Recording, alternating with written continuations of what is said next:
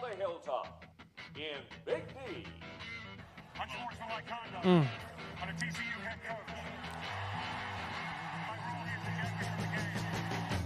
SMU, the freaking Pony Express, man. SMU, they better be in the dang playoffs. You are listening to the Mustang Mood Podcast. Yes, you are. Well, welcome to the Mustang Mood. We are here in the Weber End Zone Complex. My name's Walker. I'm here with Yonnic and George, and our special guest, Mr. Alex Woods. Welcome, man. How you guys doing today? Doing well. Awesome. Excited to have you on. Yeah, thank you, man. That intro was pretty cool. I like that, man. Yeah, That yeah. was awesome. Yeah, there's some good moments in there. Yeah, that was some pretty good. Sonny Dykes that was some ejection, good moments, man. Dabo, all of it. We'll have the championship soundbite next year. Yeah, Yeah, we'll have to yeah. have that pretty soon. We'll For sure. definitely have to. Maybe we can get some audio of you like screaming like after we win. Something like Oh that. yeah. I got you. I could do that. I could do a good scream for sure. Yeah. Something to hype us up. Sweet. Well, to get us started, do you just want to give an introduction of yourself? Yeah. So first off, my name is Alexander Woods. I mean, I'm from Port Saint Lucie, Florida. I'm in the graduating class of 2027. I turned 21 in about 5 days on Easter, I believe. So. Oh, happy Happy birthday. birthday. Thank you guys. And I've been at SMU for about 3 years now. Going on to my 4th year. I graduate around next spring, and I'm just happy to be here, man. Nice. So this year, and then you're redshirt junior now, and next year redshirt senior. So Yes, you have sir. 2 years left. Yes, Okay. sir, correct. Awesome. Cool. Well, let's just go back to the beginning. We want to hear about just your journey to SMU football. What was high school recruiting like? What did SMU do that stood out? How'd you end up here? Okay, so it's a long story. So my first 2 years in high school, I was a defensive lineman. So growing up, all I ever knew was defense, playing defensive end. Like I looked up to Myles Garrett, Chase Young, Yeah. good guys like that. Those are And dogs. yeah, they were dogs, man. Like I probably favorite player of all time was really Myles Garrett, no matter if it's offense or defense.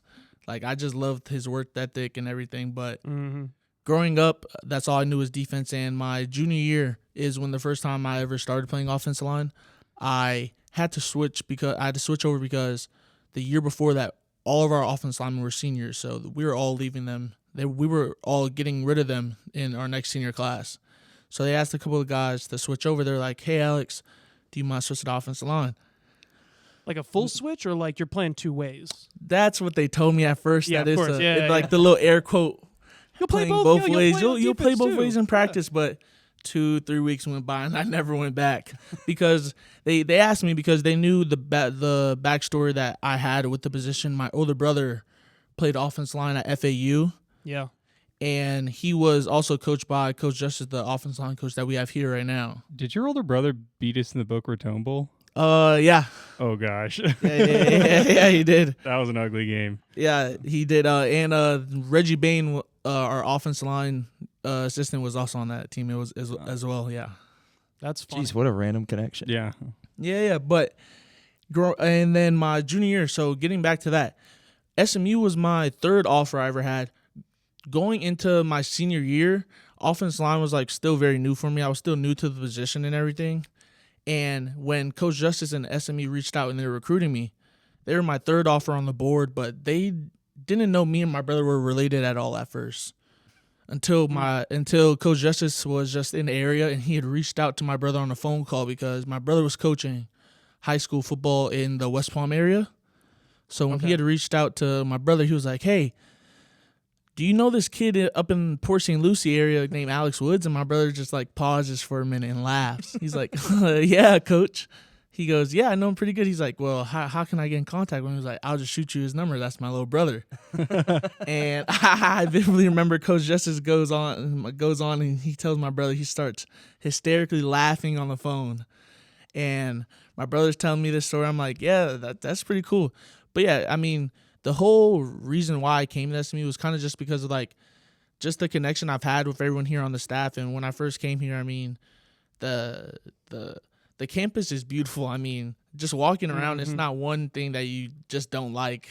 Besides them doing construction 24/7, I mean, They're always building something. always Always building build a new something new, building, yeah. man. But it's beautiful. I mean, since the first day I came to campus, it's been beautiful. But my journey here at SMU has been definitely one I always remember. I've loved every second of it, and like I wouldn't switch it for anything. It's been awesome. Dude, heck yeah. What was the maybe the biggest competition that was like coming up to SMU, and like was it Coach Justice that pushed you over the edge, or was it like the assistant coaches? Like who was it that was like your biggest connection to the program?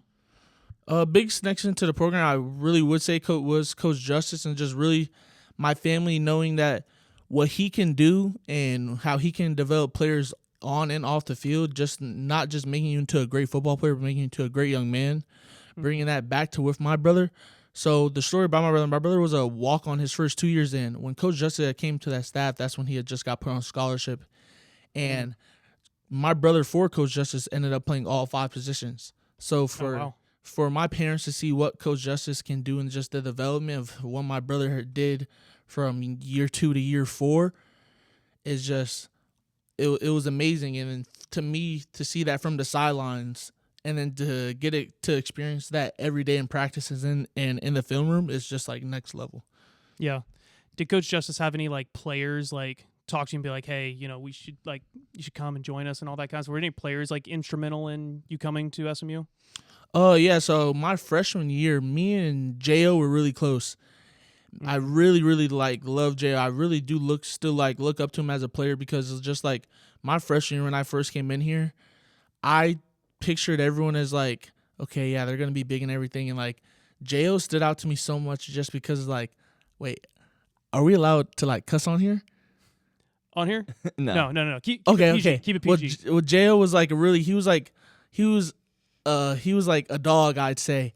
And when I sorry about that, but when I look up to him just because of like the work ethic that he had, and just on and off the field, he was always trying to make you and everyone else better. Yeah. And he kind of took me under his wing when I first came here, because Coach Justice, knowing how Coach Justice is, his coaching style with players that he really wants to develop and things like that, it's what he's going to throw you into the fire. Or basically, like as some people say, throw you in the water and see if you're going to drown or sink. Like if you're going to swim or drown. Yeah. So basically, like that's what happened to me a lot my freshman year. So J.O. like took me under his wing and showed me like a lot of family brotherhood and like a lot of deeper connections just like with him and me, and really like showed me the ropes and like how to get everything under control. Yeah, totally. Just to have one more question on that front. So obviously we have a lot of young guys coming in. Are you now having a lot of that kind of mentorship kind of stuff? Like J.O. doing it for you now? You're one of the older guys now. You're about to be 21. Yeah, it's funny you say that, because like every day it kind of makes me realize that like everyone around me tells me, yeah, Alex, college goes by fast. I mean, you're a freshman and in a snap of the fingers, you're going to graduate. It really felt like that. Like I still till this day remember my first whole day as a freshman. And it does feel like that because, like, I go around, people call me Unc and stuff, and I'm like, man, guys, I'm just 20 years old. How can I be Unc? But, yeah, it does make you feel, and you do feel that mindset change as like, wow, I'm not a young guy anymore. I'm like one of the older guys. I have freshmen that are looking up to me in practice. I have freshmen that are looking up to me in the weight room, that are watching my every step, that are seeing, like, okay, what does Alex do? How can I do what Alex is doing? So it's like, yeah, it makes you realize that you have eyes on you all around 24/7, but it's good eyes, and it's like it makes you want to always do good and be good and show good, so you know like you left a good mark. Yeah, totally. So you're, kind of new to the offensive line position late in high school. You end up coming to play O-line in college. What would you say is the most difficult aspect of your position? The most difficult aspect I would really say is just getting all 5 guys on the same page, because people don't understand, as an offensive line unit, you have to, as Coach Justice would say, you have to see the game through the same set of eyes. Now, mind you, it's 5 people. Everybody has 2 eyes. That's a lot of eyes that you all have to get on the same set. So it's like, we all have to be connected. We all have to communicate 24/7. So the hardest thing is really just the communication. Like once you get the communication down, you get the trust down, you build that bond with the other 4 guys that you have around you, you can build some pretty good stuff. And I mean, like right now we've been doing that, and I think that if we just keep doing it, we've been doing pretty good. And what's your favorite thing about playing on the O-line? I'd say probably my favorite thing about playing on the O-line, really from switching to defensive line, is the run blocking. Run blocking is pretty fun. One of like my favorite plays I'd honestly say is probably like counter. Counter is pretty fun just because like me playing left guard, if we're running counter, I'm at the point of attack, so I know it's like if I don't do my job, or if like I could kind of not let the play work, so like it kind of puts a little bit of pressure on you, but it's like a good pressure. I like that. It brings a little bit of a drive out of you. You have to be a different type of guy to play O-line. Yeah. What do you like more? O-line or D-line? If you had to pick. Because you talked about going back and forth, so let's So younger me would probably say D-line 110%. Older me now, as I've started to learn the position, gone through it all and everything, I think I'd stay with O-line. I kind of do like it a lot, man. I've gone pretty good at it. There's some flashes that I think have been really good, so I really have to say O-line. I really love how it's more brains than bronze. You really have to be like a technician. Yeah. That makes sense. Especially if you're like in counter where you're like the focal point of the play. You got to make sure Correct. everything's in line. Yeah. Good stuff. So our very first guest that we ever had on the show was Nate Anderson. Okay, yeah. He explained being on the O-line kind of like a chess game in a sense. Do you agree with that? Yeah, I could definitely agree with that, because it is like a chess game. Like, let's say like you move one piece wrong. Like, let's say you're doing inside zone to the left, and let's say you move your piece, which is your right foot, to the right, and you're supposed to move it left. It could ruin the entire play. You could lose just off of that, because the D lineman can see something that he sees as a vantage point or weakness that you're doing wrong, and he can make a play. But yeah, I'd say it's definitely like a chess game. You have to really understand every move you're doing and make sure it's the right move, because if not, like how I said earlier, all guys have to be on the same page. So if like one piece is out of order, you're gonna lose. Mm-hmm. Do you find that as since O-line is more of a mental game, do you find that it tends to be I guess all positions are somewhat dominated by the older guys, but do you find that O-line is a harder position for a freshman to step into and just excel at, just because it is more of a mental game?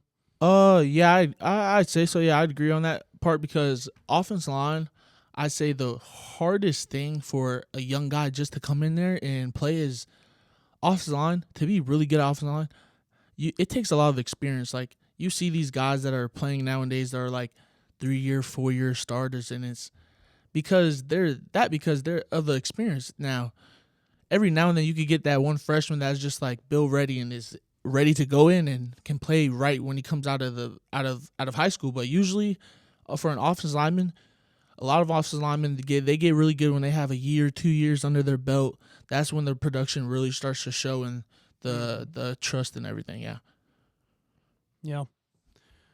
George, you got a question? No, I was just thinking about the guys are definitely a lot bigger in college. So For sure. I can see why, compared to most positions, like offensive line would have the biggest jump up like that. So Do you and the offensive line, D-line guys, do you all like get along, or do you kind of stay separate? Is it real chippy? Is because you guys are always fighting each other? I'd say we get along sometimes. Like what's it like in the locker room between the offensive line and defensive line? Like, do y'all just like sit on separate ends and don't talk to each other? Or, So how like the locker room is set up is the offense line is like in the right hand corner, and then the defense line is all the way to the left hand. Oh, they're So, like, keeping you guys literally they are. far So That's we're right. all the way from each other. But what separates us is the quarterbacks are right here, and then the linebackers are right here. So like after practice, we all joke around and like we'll chirp and stuff like that, and we'll walk through the linebacker side, and we'll talk smack talk smack to the D line You and gotta have stuff like that. Yeah, But it's all love, because at the end of the day we're all trying to make each other better. But totally. yeah, all the time, man, we're always talking smack to the D line, man. who's the best smack talker on the O-line? Oh, that's a great question. I have to give that one to PJ, man. PJ, Yeah. PJ's good at talking a little ball right there, man. Who's the best smack talker on the D line? Ooh, yeah. Who's talking to you the most? That's what I want to know. I would have to say probably I had to say a little bit of Kev Allen.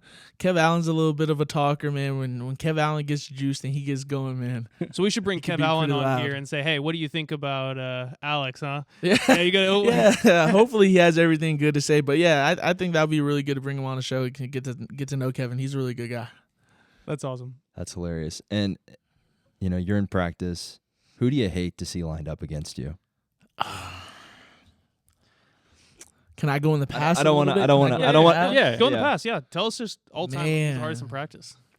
Freshman year, Elijah Chapman.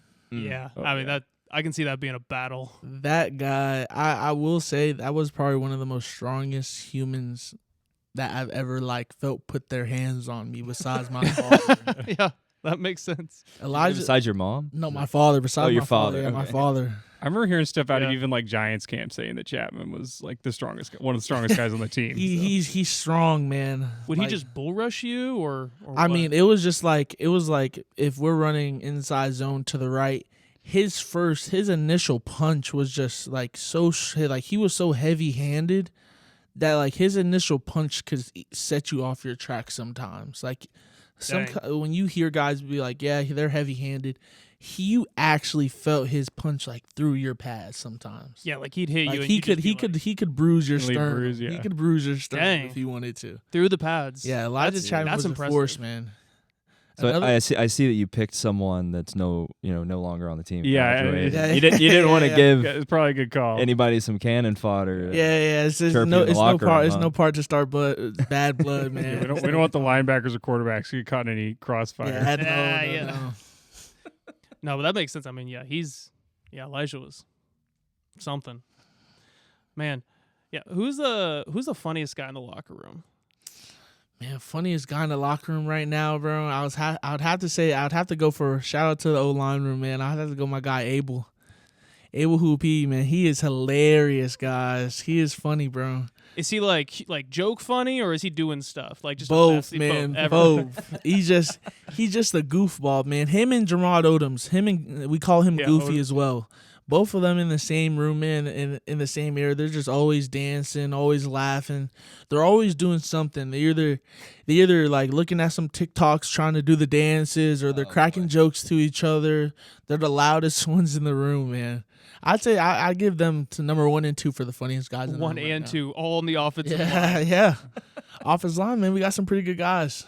What with so many new guys coming in, what do you think about the young freshmen? Is there anybody that's sticking out to you? Funny freshmen that are coming in, just dogs that you just excited to play with.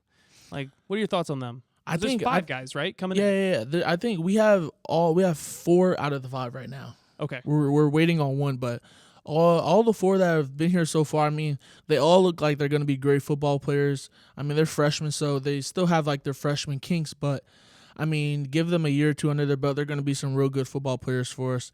And for I say probably some of the funniest freshmen coming in right now, Toa is pretty funny, man. He's hilarious.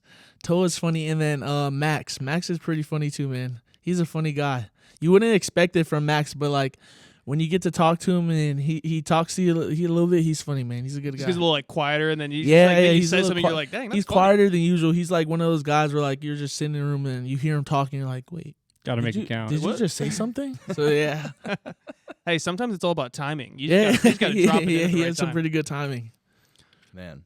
So what makes this specific SMU team special, do you think? Yeah, why are we winning the Natty this year? I'd say what makes this SMU team special and why we have a really good chance of winning the 90 this year is just, I'd say we don't have a lot of guys that are sitting on their high horse. Everyone's pretty level grounded. I mean, we're all have our heads down just trying to work, and you could see that is really the culture of just this team in a whole. It's just we have no one who thinks they're better than the person next to them. Everyone is trying to get better. Everyone is trying to work. And everyone knows what the goal is at the end of the day. And we're all just trying to strive for that one goal. How do you feel about the maturity of the team? I mean, obviously last year we had a lot of older guys. How do you feel about this year's team maturity? I think it's definitely getting there with the guys that we have that came back from returning and the guys that are stepping in new roles. I feel like the people that are stepping in the roles towards them, but like me, I feel like we're definitely starting to find more leaders in. We're starting to find our groove a little bit more. And as we get longer and thicker into the path, when we get to that fall camp point and things like that, and that summer point, I think that's when we'll really see the leaders and everything, and we'll really see that like the maturity of our team go up. Because I feel like it's really good right now, but as we just start getting closer and closer, it'll just start to get more and more. Yeah, that makes sense. Are you guys you're not just doing weights anymore? Now you're actually doing full practices? Yeah, and all that? yes, sir. Yeah. Yes, sir. We're in practice right now as well. We just started spring ball. Nice. Who's during the strength and conditioning time, like anybody stick out to you on the O-line? Well, I mean, my group that I work out with, it is me, PJ Williams, and Abel. Okay. Someone who I'll say who interests me is I'll say Abel, probably, because just for him being a sophomore or going in his sophomore year, he doesn't understand how strong he is. Like, Abel is a very strong human being. And for how big he is as well, he doesn't understand that, like, he could put up 275 8 times and he'll be like, oh, okay, that's not bad. And it's like, Abel, that's really good, man. That's like, that's more than some people, I'm not going to say names, that's more than some people could do, man. Like, he doesn't understand how, like, God-gifted strength he has, and like how God has just helped him out so much. Okay, sorry, I know I'm asking a lot of questions, but I have one last question about. So obviously we just had like pro day and all that kind of stuff. Do you guys ever like do like, I guess, test runs of like bench press and all that just to see how far you can go? Oh yeah. We've done some stuff like that. When we'll do like our testing, we'll do our pro agility, our 5-10-5, and we'll do like our vert and our 225 bench press. Yeah, we've done stuff like that. Yeah.